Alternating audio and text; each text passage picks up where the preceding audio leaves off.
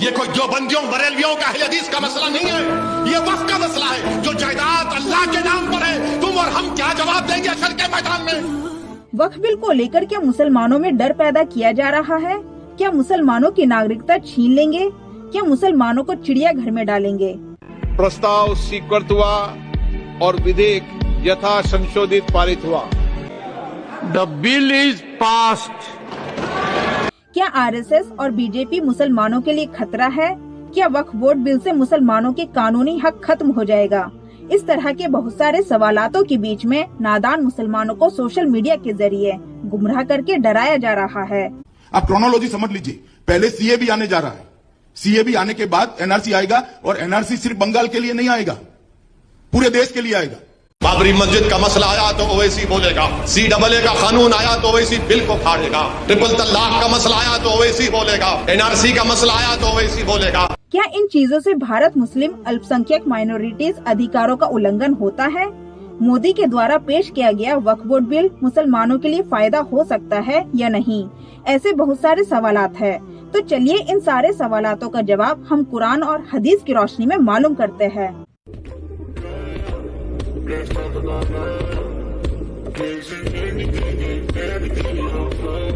तो फ्रेंड्स, इस वीडियो को शुरू करने से पहले मैं आप सभी से गुजारिश करती हूँ, इस वीडियो को बिल्कुल भी स्किप ना करें, क्योंकि ये बहुत अहम विषय है। वीडियो को पूरा देखें और ज्यादा से ज्यादा मुसलमानों तक शेयर करें और हमारे चैनल को सब्सक्राइब करके हमें सपोर्ट करें। तो चलिए वीडियो शुरू करते हैं। तो मैं गांधी की तरह इस कानून को फाड़ता हूँ। ये अनकॉन्स्टिट्यूशनल है सर। इस देश में झगड़े पैदा करने का काम बीजेपी करना चाहती है। The bill is passed. इन सवालों का जवाब मालूम करने के लिए हमें पहले ध्यान रखना चाहिए कि अल्लाह ने हमें क्यों पैदा किया है। जैसे कि कुरान में अल्लाह ताला इरशाद फरमाता है, हमने जिन और इंसान को ऐसे ही पैदा नहीं किया, बल्कि इसलिए पैदा किया कि वो मेरी ही इबादत करे। इस आयत में इंसान को पैदा करने की सबसे बड़ी वजह बताई है। इस आयत से साफ होता है इंसान की पैदाइश का सबसे बड़ा मकसद अल्लाह ही की इबादत करना है। इबादत का मतलब सिर्फ नमाज, रोजा या हज तक सीमित नहीं है, बल्कि इंसान की पूरी जिंदगी अल्लाह के हुक्मों के मुताबिक गुजारना इबादत है। और मैंने जिन्नों और इंसानों को इसीलिए पैदा किया है कि वो मेरी इबादत करें। याद रहे, अल्लाह की इबादत सिर्फ और सिर्फ मोहम्मद सल्लल्लाहु अलैहि वसल्लम के बताए हुए तरीके के मुताबिक की जाएगी। अल्लाह की इबादत करने में इंसान अपनी मनमानी नहीं कर सकता, वो शरीयत का पाबंद है। चाहे इबादत फर्ज दर्जे की हो या नफिल दर्जे की, खालिस एक अल्लाह की ही इबादत करना उसकी तौहीद का ही एक अहम हिस्सा है।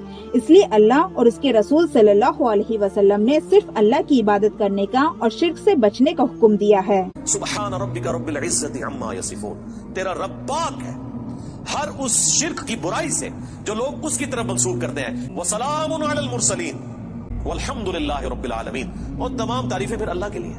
इस पैगाम को आप सल्लल्लाहु अलैहि वसल्लम ने मक्का के लोगों को पेश किया, लेकिन उन लोगों ने आप सल्लल्लाहु अलैहि वसल्लम को पत्थरों से मारना शुरू किया, जिनमें सबसे पहले पत्थर उठाने वाले अबू जहल और अबू सुफियान थे, और आप सल्लल्लाहु अलैहि वसल्लम को घायल किया। इस तरह मक्का के कुरैश कबीले ने इस्लाम का विरोध किया, क्योंकि उनके पारंपरिक अंधविश्वास, पाखंडवाद और आर्थिक हितों के लिए खतरा था। इसके बाद कुरैश ने मुसलमानों को कई तरह से सताया, उन पर अत्याचार किया, जिसमें आर्थिक बहिष्कार, सामाजिक बहिष्कार, संपत्ति की जब्ती, शारीरिक हिंसा शामिल थी। फिर भी मोहम्मद सल्लल्लाहु अलैहि वसल्लम नहीं डरे, सब्र करते हुए एक ईश्वरवाद का प्रचार करते रहे। यहाँ तक कि बढ़ती हुई कठिनाइयों के कारण आप सल्लल्लाहु अलैहि वसल्लम मक्का से मदीने की हिजरत की। यहाँ आप सल्लल्लाहु अलैहि वसल्लम की सीरत हमारे सारे सवालों के लिए जवाब है। इस्लाम ऐसे ही नहीं फैला, बल्कि तमाम सहाबियों की जिद्दोजहद और जान व माल की कुर्बानी देनी पड़ी। आज दुनिया के मुसलमानों के हालात की असल वजह दीन और दुनिया के आमाल से दूरी से है। इस्लाम एक मुकम्मल जिंदगी का निजाम देता है, जैसे कि एडुकेशन, अखलाक, इंसाफ और एकता। दुनिया में मुसलमानों के हालात खराब होने की असल वजह तो वो खुद है। कैसे? इसको हम तफसील से समझने की कोशिश करते हैं। हम इस मुद्दे को 4 बुनियादों के जरिए से समझने की कोशिश करेंगे। नंबर 1, इस्लाम से दूर होना। मुसलमानों की कमजोरी का सबसे बड़ा सबब उनका इस्लाम की असलियत से दूर होना है। कुरान और सुन्नत का मकसद एक ऐसी जिंदगी का निजाम देना है जो दुनिया और आखिरत में कामयाबी की तरफ ले जाए। लेकिन जब मुसलमान दीन और उसकी तालीमात से दूर हो गए तो उनकी हालत गिरती चली गई।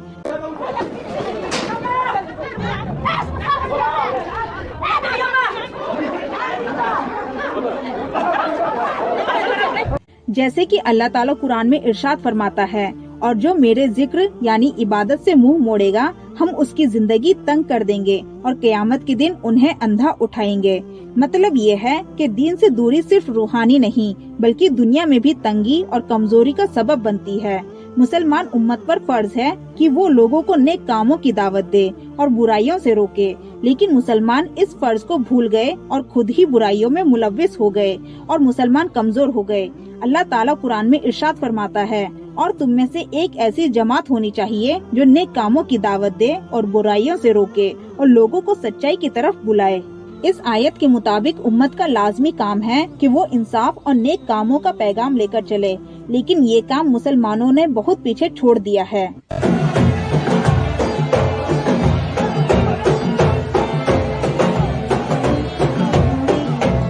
نبی کریم صلی اللہ علیہ وسلم نے فرمایا، جب تم میں سے برائی دیکھے وہ اپنے ہاتھ سے روکے، ہاتھ سے نہ کر سکے تو اپنی زبان سے روکے، اگر اس کی بھی طاقت نہ ہو تو اپنے دل سے برا جانے، اور یہ ایمان کا سب سے کمزور درجہ ہے۔ مگر آج کے مسلمان نہ تو ہاتھ سے برائی کو روکتے ہیں، نہ زبان سے، اور نہ دل سے برا سمجھتے ہیں، اور کچھ مسلمان ایسے بھی ہیں جو روک سکتے ہیں ہاتھ سے یا زبان سے، تو انہوں نے اس حدیث کا سب سے آخر کا حصہ پکڑ لیا ہے کہ دل سے برا سمجھ لیتے ہیں۔ اللہ کی قسم، اگر تم زبان سے بول سکتے ہو تو دل سے برا سمجھنا تمہیں جہنم میں گھسیٹ کر لے جائے گا۔ اگر تم ہاتھ سے روکنے کی طاقت رکھتے ہو اور صرف زبان سے کوشش کرتے ہو تو بھی تمہاری زبان تمہیں جہنم میں گھسیٹ کر لے جائے گی۔ اللہ فرمائے گا، میں نے تجھے ہاتھ سے روکنے کی طاقت دی تھی، پھر تو نے ہاتھ کے بدلے زبان سے روکا۔ اللہ فرمائے گا، میں نے تجھے زبان سے روکنے کی طاقت دی تھی، پھر تم نے زبان کے بدلے دل سے برا جانا۔ جواب سوچ کر دیکھو، جو تمہارے دلوں کے حال جانتا ہے اس کے سامنے تمہاری بے بنیاد دلیل نہیں چلے گی۔ داخل مخيم جباليا انتشال الجرحى والعالقين داخل الأنقاض، هذا هو مكان الاستهداف، هذا هو المشهد۔ امت کی ایکتا کا ٹوٹنا، جیسے کہ فرقہ واریت، برادری اور ذاتی مفادات کی وجہ سے مسلمان ایک دوسرے سے دور ہوتے گئے۔ اسلام ایکتا اور بھائی چارے کی تعلیم دیتا ہے، جب ایکتا اور بھائی چارہ ہی نہیں تو اسلام کہاں ہے؟ ان جذباتی کمی نے مسلمانوں کو کمزور کر دیا۔ اللہ سبحانہ تعالیٰ نے فرمایا، اور سبھی مل کر اللہ کی رسی کو مضبوطی سے تھام لو اور آپس میں پھوٹ مت ڈالو۔ لیکن آج مسلمان فرقوں میں بٹے ہوئے ہیں، جو ان کی ایکتا اور طاقت کو کمزور کرتا ہے۔ اس کی اصل وجہ علماء ہے۔ میں سبھی علماء کی بات نہیں کر رہی، وہ علماء جو مسلمانوں کو مسلمانوں کے خلاف بھڑکاتے ہیں، وہ علماء جو مسلمانوں کے دلوں میں مسلمانوں کے لیے ہی نفرت بھرتے ہیں۔ اکثر لوگ نماز کسی بھی مسجد اور کسی بھی امام کے پیچھے پڑھتے ہیں، کیا یہ جائز ہے؟ بالکل جائز نہیں ہے۔ سنی امام دیکھنا چاہیے، بد عقیدہ وہابی کے پیچھے نماز نہیں ہوتی، اس لیے کہ اس کے بعد ایمان ہی نہیں ہے۔ کیا ان کو اس آیت کی پیروی کرنے کا حق نہیں، یا ان کا ایمان ہی نہیں اس آیت پر؟ جبکہ امت کا ایمان ہے اللہ ایک ہے، قرآن ایک ہے، نبی صلی اللہ علیہ وسلم ایک ہے، قبلہ ایک ہی ہے، پھر مسلمان الگ کیسے ہو گئے؟ نبی کریم صلی اللہ علیہ وسلم نے فرمایا، مسلمان مسلمان کا بھائی ہے، نہ اس پر ظلم کرتا ہے نہ ہونے دیتا ہے۔ اس حدیث کو پڑھ کر اپنے کلیجے کو ٹٹول کر دیکھیے، کیا واقعی آپ اس حدیث پر عمل کرتے ہیں؟ آج مسلمان کی مدد کرنے میں بہت پیچھے ہے، اس کو اپنا بھائی ہی نہیں سمجھتا، تو امت کمزور نہیں ہوگی تو کیا ہوگی؟ دیوبندی شیعہ سنی بریلوی میں بٹ گئے، اپنے مقصدوں سے اسی لیے ہٹ گئے، ترکشوں میں زنگ کھائے سارے ٹوٹے تیر ہیں، سینکڑوں خدا ہیں جن کے ایک جگہ کھڑے ہیں، ایک خدا والے سارے بکھرے ہوئے پڑے ہیں۔ چلیے جانتے ہیں اب دوسرا مدعا، دنیا کے معاملات میں مسلمان پیچھے رہنا، جیسے کہ تعلیم اور روزگار کی اہمیت کو اسلام میں عبادت کا درجہ دیا ہے۔ جب مسلمان تعلیم اور روزگار میں پیچھے رہ جائے تو یہ ان کی کمزوری اور امت کے مسلمان کے پیچھے رہ جانے کا سبب بن جاتا ہے۔ اسلام میں تعلیم کو فرض قرار دیا گیا ہے، اور یہ تعلیم صرف دین تک سیمت نہیں بلکہ دنیا کے معاملات میں بھی شامل کرتی ہے۔ اللہ سبحانہ و تعالیٰ نے فرمایا، کیا جو لوگ علم والے ہیں اور جو لوگ علم نہیں رکھتے یہ دونوں برابر ہو سکتے ہیں؟ اس آیت میں تعلیم اور علم کی اہمیت کو واضح کیا گیا ہے۔ تعلیم صرف دین کے مسائل کے لیے نہیں بلکہ دنیا کے بھی ہر معاملے کے رہنمائی بننے کے لیے ہے۔ نبی کریم صلی اللہ علیہ وسلم نے فرمایا، علم کا حاصل کرنا ہر مسلمان مرد اور عورت پر فرض ہے۔ اس حدیث کے مطابق ہر مسلمان پر فرض ہے کہ وہ تعلیم حاصل کرے۔ فرض کا مطلب ہوتا ہے کمپلسری کرنا ہی کرنا ہے، اس کے سوا کوئی آپشن نہیں۔ کتنے مسلمان ہیں جو تعلیم حاصل کرنے کے لیے اپنی جی جان لگا دیتے ہیں۔ اس تعلیم میں دین اور دنیا دونوں تعلیم شامل ہے تاکہ وہ خود اپنی زندگی اور امت کے لیے مفید بن سکے۔ اللہ نے انسان کو علم اور عقل کے ذریعے تمام مخلوقات میں سب سے افضل بنایا ہے۔ اللہ سبحانہ و تعالیٰ نے فرمایا، اور ہم نے آدم علیہ السلام کو سارے نام سکھا دیے، علم دیا۔ یہ علم مسلمانوں کی ترقی کا بنیادی ذریعہ ہے۔ مسلمان تعلیم میں پیچھے رہ گیا ہے، جو ان کی دنیاوی کامیابی اور امت کی ترقی کے لیے رکاوٹ ہے۔ آرتھک پچھڑاؤ کو روزگار کے ذریعے مسلمانوں میں آگے بڑھانے کو اسلام میں عبادت کا درجہ دیا گیا ہے۔ ہر شخص پر لازم ہے کہ وہ اپنے اور اپنے گھر والوں کی ضرورت کو حلال طریقے سے پورا کرے۔ اللہ سبحانہ و تعالیٰ نے فرمایا، اور اپنے روزگار کی تلاش میں زمین پر پھیل جاؤ۔ اس آیت میں اللہ نے مسلمانوں کو حلال روزگار کے لیے زمین پر چلنے اور محنت کرنے کا حکم دیا ہے۔ اللہ سبحانہ و تعالیٰ نے فرمایا، اور آدمی کے لیے وہی ہے جو اس نے محنت کی۔ اس آیت سے صاف پتہ چلتا ہے کہ محنت کا پھل ہی انسان کی کامیابی کا سبب ہے، اور یہ کہ انسان کو وہی ملتا ہے جس کے لیے وہ محنت کرتا ہے۔ نبی کریم صلی اللہ علیہ وسلم نے فرمایا، کسی انسان نے اس شخص سے بہتر روزی نہیں کھائی جو خود اپنے ہاتھوں سے کما کر کھاتا ہے۔ حضرت داؤد علیہ السلام بھی اپنے ہاتھوں سے کما کر کھاتے تھے۔ یہ حدیث اس بات کی طرف اشارہ کرتی ہے کہ محنت اور روزگار انسان کی زندگی کا اہم حصہ ہے، اور مسلمان کو محنت کرنے سے پیچھے نہیں ہٹنا چاہیے۔ حلال ذریعے معاش تلاش کرنا چاہیے، اللہ اسی میں مدد اور برکت دیتا ہے۔ اور یاد رہے، یہاں پر داؤد علیہ السلام کی مثال اس لیے دی گئی کیونکہ وہ ایک بادشاہ تھے، اور بادشاہ ہونے کے باوجود بھی اپنے ہاتھوں سے کما کر حلال روزی کھایا کرتے تھے۔ لہٰذا ہمیں بھی چاہیے حلال کما کر ہی کھائے، کیونکہ اسی میں اللہ کی مدد اور برکت ہوتی ہے۔ یہ مزدور کا ہاتھ ہے کاتیا، لوہا پگھلا کر اس کا آکار بدل دیتا ہے۔ دنیا کے مسلمانوں کے لیے مدارس میں تعلیم کا ایسا انتظام ہونا چاہیے کہ اسے چاہے تو مدارس ڈاکٹر، انجینئر، سائنٹسٹ یا دنیا کی جو بھی تعلیم اسے چاہیے وہ مدارس میں مل سکے، پر کتنے مدارس ایسے ہیں؟ مسلمان غریبی کے شکار ہے، جس کی وجہ سے وہ اپنے بچوں کو بہتر تعلیم نہیں دے پاتے۔ کیوں؟ اللہ ہی تو سب کو رزق دینے والا ہے، زور آور ہے، مضبوط ہے، سو کچھ شک نہیں کہ ان ظالموں کے لیے بھی عذاب کی نوبت مقرر ہے۔ کیا کمی ہے بڑے بڑے اداروں کے پاس پیسوں کی؟ اتنا پیسہ ہے مسلمانوں کے پاس کہ ہر ہفتے ایک یونیورسٹی بنا کر کھڑی کر سکتے ہیں۔ ایک دوسرے کو سپورٹ کرنا چاہیے، جو کہ نہیں کرتے۔ اگر کوئی مسلمان ترقی کی راہ پر چل پڑے تو سب سے پہلے اس کو مسلمان ہی پکڑ کر نیچے گرانا چاہتا ہے۔ اس کو اسلام نہیں کہتے، اور نہ ہی مسلمان ایسا ہوتا ہے۔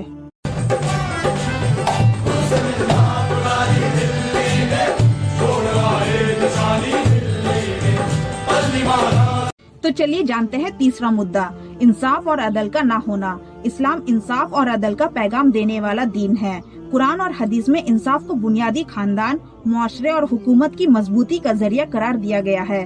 لیکن جب انصاف کا نظام ٹوٹ جائے اور مظلومیت بڑھ جائے تو معاشرہ اور قوم کمزور ہو جاتی ہے۔ انصاف کا نظام قرآن کا اہم حکم ہے جو ہر شخص اور معاشرے پر واجب ہے۔ اور اللہ سبحانہ و تعالیٰ نے فرمایا، اور تم لوگوں کے بیچ انصاف کے ساتھ فیصلہ کرو۔ یہ آیت اس بات کی طرف اشارہ کرتی ہے کہ انصاف ہر شخص اور معاشرے پر فرض ہے، اور انصاف کے بنا معاشرے کا نظام ٹوٹ جاتا ہے۔ اللہ سبحانہ و تعالیٰ نے فرمایا، اور لوگوں کے ساتھ انصاف کرو، بے شک اللہ انصاف کرنے والوں کو پسند کرتا ہے۔ اس آیت کے مطابق انصاف کرنے والے لوگ اللہ کے نزدیک مقبول ہے۔ اللہ سبحانہ و تعالیٰ نے فرمایا، اور کسی قوم کی دشمنی تمہیں اس بات پر مجبور نہ کرے کہ تم انصاف نہ کرو، انصاف کرو، یہ تقوی کے زیادہ قریب ہے۔ اس آیت میں یہ صاف فرمایا گیا ہے کہ دشمنی کے باوجود انصاف کا دامن نہیں چھوڑنا چاہیے۔ ظلم کے خلاف لڑنے کا پیغام، اسلام ظلم کے خلاف لڑنے اور مظلوموں کی مدد کا حکم دیتا ہے۔ نبی کریم صلی اللہ علیہ وسلم نے فرمایا، انصاف کرنے والے لوگ اللہ کے یہاں نور کے ممبروں پر ہوں گے۔ اس حدیث میں انصاف کرنے والوں کی فضیلت کا ذکر ہے، اور یہ پوری امت کے لیے مثال ہے۔ نبی کریم صلی اللہ علیہ وسلم نے فرمایا، जुल्म से बचो, क्योंकि जुल्म क़यामत के दिन दिलों पर छाने वाली जुल्मतें होंगी। इस हदीस के मुताबिक जुल्म करना या जुल्म बर्दाश्त करना दोनों ही नाकाबिले कबूल है। दुनिया के मुसलमानों को अक्सर मुआशरे और राजनीतिक मैदान में इंसाफ नहीं मिलता। इसका सबब सिर्फ दूसरों का जुल्म नहीं, बल्कि मुसलमानों का खुद अपने हुकूक के लिए जागरूक न होना भी है। मुसलमानों का राजनीतिक मैदान में योगदान बहुत कम है, जिसकी वजह से उनकी आवाज कमजोर पड़ती है। फिरका वारियत, मजलूमियत और पिछड़ाव की वजह से उनकी आर्थिक सामाजिक हालत गिर गई है। और अल्लाह ताला तो जहान वालों के लिए जुल्म का इरादा नहीं रखता। लोग अपने ऊपर जुल्म करते हैं, खुद गलत रास्ते पर पड़ते हैं और उसकी फिर उनको सजा दुनिया और आखिरत में भुगतनी पड़ती है। तो चलिए जानते हैं चौथा मुद्दा, जो मुसलमानों के लिए बहुत अहम है, जैसे कि तकवा और आमाल सालेह का हाल। तकवा और आमाल सालेह इस्लाम के बुनियादी उसूल है, जो मुसलमानों की जिंदगी का मकसद और बेहतरीन उम्मत बनने का जरिया है। तकवे का मतलब है अल्लाह का खौफ और हर अमल में अल्लाह की रजा तलाश करना। जब मुसलमान तकवा और आमाल सालेह में कमजोर हो जाते हैं, तो वो दुनिया और आखिरत दोनों में नुकसान उठाते हैं। अल्लाह सुब्हानो ताला ने फरमाया, अगर तुम तकवा इख्तियार करोगे तो अल्लाह तुम्हारे काम आसान कर देगा। इस आयत में वाज़ेह होता है कि तकवा हासिल करने से अल्लाह की मदद हासिल होती है और काम आसान हो जाते हैं, ख्वाह वो कितने ही मुश्किल क्यों ना हो। अल्लाह सुब्हानो ताला ने फरमाया, अल्लाह सिर्फ उन्हीं लोगों की आमाल कबूल करता है जो तकवा इख्तियार करते हैं, यानी तकवे के बिना कोई भी आमाल मकबूल नहीं होता। मतलब यह है कि तकवा इबादत की असली रूह है। अल्लाह सुब्हानो ताला ने फरमाया, जो अल्लाह का तकवा इख्तियार करेगा, अल्लाह उसकी मुश्किलें आसान कर देगा और उसको ऐसी जगह से रिज्क देगा जिसका उसको गुमान भी ना होगा। यानी तकवे के बिना मुसलमान अपनी कामयाबी हासिल कर ही नहीं सकते और ना ही अल्लाह उनकी मदद करेगा जो अल्लाह का तकवा नहीं रखते। तकवा रखने वाले को हर वक्त ये बात ज़हनशीन रहती है कि अल्लाह उसे देख रहा है, हर गुनाह से बचने की कोशिश करता है, फिर चाहे वो छोटा हो या बड़ा। सच को हर हालत में बोलता है, जिना के करीब भी नहीं जाता और बुरी बातों से परहेज करता है। मुसलमानों से मोहब्बत करता है, हर वक्त मुसलमान भाई की मदद के लिए तैयार खड़ा रहता है। अपने पड़ोसियों को कभी तकलीफ नहीं देता, कभी गाली नहीं देता, कभी किसी का हक नहीं मारता और हया को अपनी इज्जत समझता है। किसी गैर महरम की तरफ निगाह नहीं उठाता। इबादत खुशू और खुजू के साथ करता है। माँ बाप के साथ कभी ऊंची आवाज में बात नहीं करता। माँ बाप का खिदमत गुजार होता है। रिश्तेदारों, गरीबों, मिस्कीनों के साथ हुस्ने सुलूक करता है। यही मोमिन होता है और यही वो लोग होते हैं जिनके साथ अल्लाह होता है। रसूलुल्लाह सल्लल्लाहु अलैहि वसल्लम ने फरमाया, मोमिन की जिंदगी बड़ी अजीब है। उसको अगर खुशी मिलती है तो अल्लाह का शुक्र अदा करता है, ये भी उसके लिए खैर। अगर उसे कोई दुख पहुंचता है तो वो सब्र करता है, ये भी उसके लिए बेहतर है। और ये उसूल दिया, जो सब्र करेगा अल्लाह सब्र के इनामात भी तो उसी को ही देगा, और जो जजा फजा करेगा उसके लिए सिवाय रोने धोने के कोई उसके हाथ में कोई चीज नहीं आएगी। और अल्लाह के नबी सल्लल्लाहु अलैहि वसल्लम ने फरमाया, क़यामत के अनकरीब एक से बढ़कर एक फितना एक के बाद एक जमीन पर उतरता जाएगा। तो सहाबी अकराम ने पूछा, या रसूलुल्लाह सल्लल्लाहु अलैहि वसल्लम, उन फितनों से बचने के लिए हम क्या करें? तो आप सल्लल्लाहु अलैहि वसल्लम ने फरमाया, पलट कर आओ अल्लाह की किताब और मेरी सुन्नतों की तरफ, जिससे तुम्हें कोई भी फितना, कोई नुकसान नहीं पहुंचाएगा। तो फ्रेंड्स, आप सबसे मेरी गुजारिश है कि हम सबको मिलकर अल्लाह और उसके रसूल सल्लल्लाहु अलैहि वसल्लम की तालीमात के मुताबिक जिंदगी गुजारनी चाहिए, क्योंकि इसी में खैर है और इसी में हर मसले का हल है। जैसे कि सहाबी अकराम में कोई मसला पेश आता तो कुरान और हदीस की रोशनी में उस मसले का हल किया करते थे। लिहाजा हमें भी चाहिए कि हर मसले को कुरान और हदीस की रोशनी में हल निकाले, क्योंकि इसी में अल्लाह की मदद होती है। अल्लाह ने तो फरमा दिया है, तुम ही गालिब रहोगे। अगर तुम मोमिन रहोगे तो सबसे पहले मोमिन बनो, उसके बाद अल्लाह से मदद तलब करो। अल्लाह की कसम, तुम्हारे लिए फरिश्ते नाजिल कर देगा। अल्लाह वो रब है। अगर मुसलमान चाहते हैं कि अल्लाह उनकी मदद करे तो उसको अपने आप को बदलना होगा, वरना भूल जाओ। लिहाजा मैं अल्लाह से दुआ करती हूँ, जैसे कि नबी करीम सल्लल्लाहु अलैहि वसल्लम ने फरमाया, वह दुआ जो सबसे जल्दी कबूल होती है, जो एक दूर रहने वाले मुसलमान के लिए की जाती है। मैं उम्मीद करती हूँ अल्लाह ताला इस दुआ को उम्मत मोहम्मद सल्लल्लाहु अलैहि वसल्लम के हक में फौरी कबूल करेगा। आमीन। ए अल्लाह, मोहम्मद सल्लल्लाहु अलैहि वसल्लम की उम्मत की हालत की मदद करके बेहतर बना। ए अल्लाह, मोहम्मद सल्लल्लाहु अलैहि वसल्लम की उम्मत पर रहम करके आसानी अता फरमा। اے اللہ فلسطینی مسلمان اور دنیا کے مسلمانوں کی مدد فرما اور ان کی حفاظت فرما۔ اے اللہ ضرورت مندوں کی مدد فرما۔ اے اللہ مسلمانوں کے دلوں کو ایمان سے مضبوط بنا۔ اے رحم کرنے والے ہم گناہ گاروں پر رحم فرما، ہمارے گناہوں کو معاف فرما۔ اے اللہ فلسطینی مسلمانوں کو غیبی مدد فرما اور انہیں آزادی دلا کر ان پر رحم و کرم فرما، آمین۔ اے اللہ ہم ہمارے دشمنوں کی دشمنی سے تیری پناہ چاہتے ہیں اور ان کے مقابلے میں تجھے ٹھہراتے ہیں۔ اے اللہ تو ہی ہمارے لیے کارساز ہے اور تو ہی ہمارا مددگار ہے، تیرے حکم سے جیتے اور مرتے ہیں، ہمیں کامیابی عطا فرما، آمین۔ ہم تجھ سے پوچھتے ہیں اس بات کی گواہی دینے کی وجہ سے کہ تو سارے کائنات کا مالک ہے، تیرے سوا کوئی عبادت کے لائق نہیں، تو اکیلا ہے اور نہ کوئی تیرے برابر ہے۔ ہم تجھ سے سوال کرتے ہیں اسلام اور مسلمان کو ہر جگہ کامیابی عطا فرما، آمین۔ اے اللہ اسلام اور مسلمانوں کا رتبہ بڑھا، اے اللہ کفر اور کافروں، شرک اور مشرکوں کا رتبہ گرا، دین کے دشمنوں کو مٹا دے اور مسلمانوں کی جان، مال، زمینوں کی حفاظت فرما، آمین۔ اے اللہ ہم شاسکوں کے انیائے سے اور شکتی کا پریوگ کرنے والے کی برائی سے تیری شرن چاہتے ہیں۔ اے اللہ ہم تیری پناہ مانگتے ہیں ظالم کے ظلم سے، انیائے کرنے والے کی انیائے سے، دنیا کی آزمائشوں سے اور قبر کے فتنوں سے، آمین۔ اے اللہ ہم تیری پناہ چاہتے ہیں شاسکوں کے اتیاچار سے۔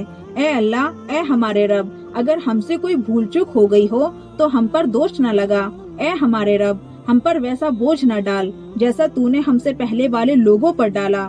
اے ہمارے رب ایسا بوجھ نہ ڈال جسے اٹھانے کی ہماری طاقت نہیں ہے، اور ہمیں معاف کر دے، ہمیں معاف کر دے، ہمیں معاف کر دے۔